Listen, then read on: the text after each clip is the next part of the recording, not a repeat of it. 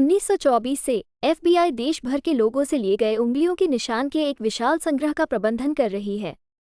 वर्ष 2000 तक शुरुआत में उनके पास फिंगरप्रिंट और स्टोरेज के कुछ 100 मिलियन सेट थे। आज हमारे पास मौजूद सभी बेहतरीन तकनीक से बहुत पहले वे बस इन उंगलियों के निशान और फाइलिंग कैबिनेट को स्टोर करते हैं, उनमें से हजारों, और हर दिन उन्हें फिंगरप्रिंट तुलना करने के लिए हजारों अनुरोध प्राप्त होंगे। जैसा कि आप अनुमान लगा सकते हैं, मैन्युअल रूप से कोई आसान काम नहीं था। उंगलियों के निशान के प्रत्येक सेट ने लगभग 10 मेगाबाइट का भंडारण किया, लेकिन यह वास्तव में इनका भंडारण नहीं कर रहा था जो मुद्दा था, बल्कि उन्हें देश भर के कंप्यूटरों में प्रसारित कर रहा था। दूरस्थ स्थानों से समय समय पर आने वाले सभी अनुरोधों के साथ, जहां कनेक्शन बेहद धीमे थे, वे डिजिटल छवियों को तेजी से प्रसारित करने में सक्षम नहीं थे, इसलिए उन्हें फाइल आकार को कम करने के लिए किसी तरह की आवश्यकता थी। कुछ सरकारी वित्तपोषित प्रयोगशालाओं के साथ एफबीआई द्वारा विकसित एल्गोरिथम फिंगरप्रिंट छवियों को संग्रहीत और स्थानांतरित करने के तरीके में एक मानक बन गया। इस तकनीक के गणित पर एक गहरी नज़र 15 मिनट के YouTube वीडियो से परे है, लेकिन हम सामान्य अवधारणा के लिए एक बहुत अच्छा विचार प्राप्त कर सकते हैं और कैसे वे 20 के कारक द्वारा आवश्यक भंडारण को कम करने में कामयाब रहे। तो देखते हैं कि उन्होंने क्या किया।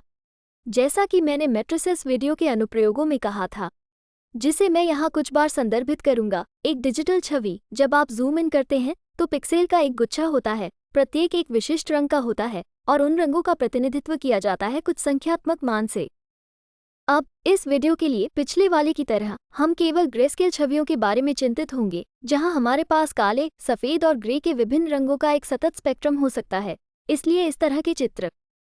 अब एक डिजिटल छवि भेजने के लिए हम बस प्रत्येक पिक्सेल से जुड़ा एक संख्यात्मक मान भेज सकते हैं, जिसे बाद में दूसरे छोर पर फिर से बनाया जाएगा। लेकिन ये बहुत सारी जानकारी है और हमें कुछ बेहतर चाहिए। उपयोग किए गए एल्गोरिथम को समझने के लिए हमें पहले यह महसूस करने की आवश्यकता है कि हम साइन तरंगों का उपयोग करके इस तरह से कोई भी छवि बना सकते हैं, या मोनालिसा या जो भी हो। अगर यह बहुत अजीब लगता है, चिंता न करें।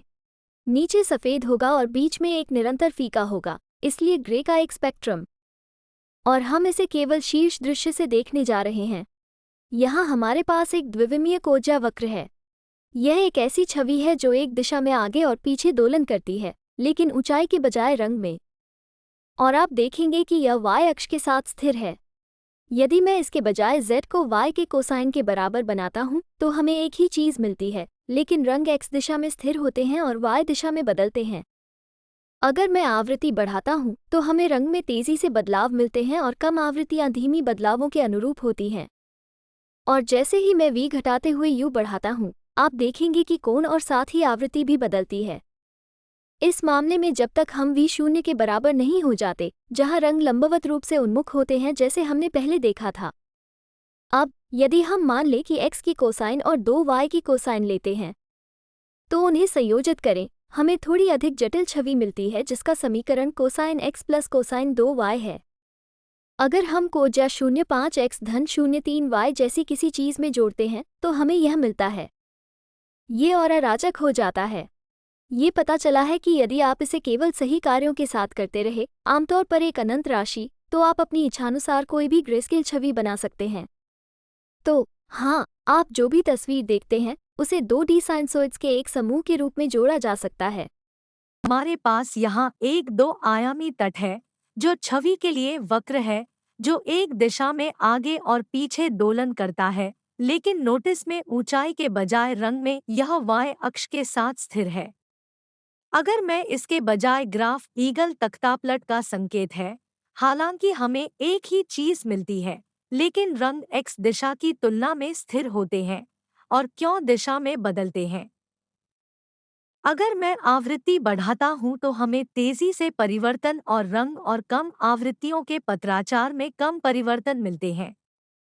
अब अगर मुझे तख्तापलट का संकेत मिल गया है और रंग 45 डिग्री के कोण के साथ स्थिर क्यों है? यह वही है जो हम वास्तव में तट चिन्ह के बारे में परवाह करते हैं, कुछ गिने हुए x प्लस अन्य संख्या v बार क्यों।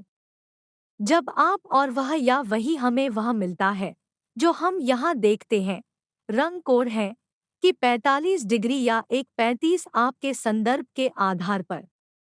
और वृद्धि के रूप में आप घटते समय भी आप जानते हैं कि इस मामले में कोण और साथ ही आवृत्ति में परिवर्तन होता है जब तक कि हम v शून्य के बराबर नहीं हो जाते हैं, जहां रंग लंबवत रूप से उन्मुख होते हैं, जैसा कि हमने पहले देखा था।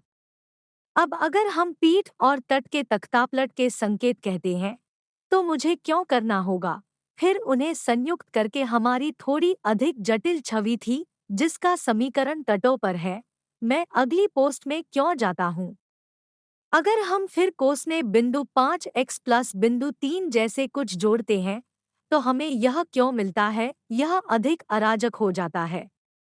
यह पता चला है कि अगर आप इसे केवल सही कार्यों के साथ करते रहे तो आमतौर पर एक अनंत राशि आप अपनी इच्छानुसार कोई भी ग्रेस्केल छवि बना सकते हैं।